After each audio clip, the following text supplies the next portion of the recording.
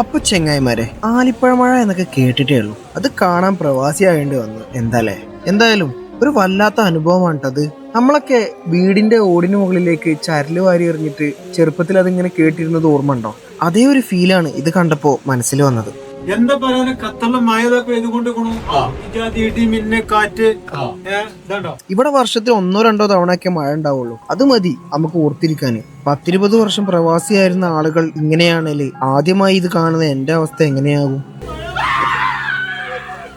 എന്തായാലും ലൈഫിലെ ഒരു നല്ല അനുഭവമായിരുന്നു ഇത്. മഴ പെയ്താ പിന്നെ നിങ്ങൾക്കറിയാലോ, നമ്മൾ മലയാളികളല്ലേ, ഒരു ചായ അത് നിർബന്ധമാണ്. കാക്കാന്റെ ലോറി എടുത്തിട്ട് ചായ കുടിക്കാൻ ഇറങ്ങി. പണിപ്പാളി ഗൈസ്.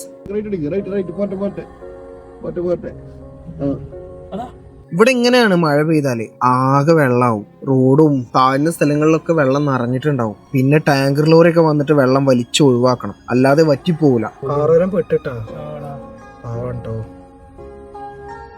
എന്തായാലും നമ്മൾ ആനവണ്ടിയിലായതുകൊണ്ട് തന്നെ ഒരു വിധം കേച്ചിലായി. ചായയും കുടിച്ച് അങ്ങനെ ഇന്നത്തെ ദിവസം ഖലാസ്. അപ്പൊ ശരി, ഓക്കെ ബൈ.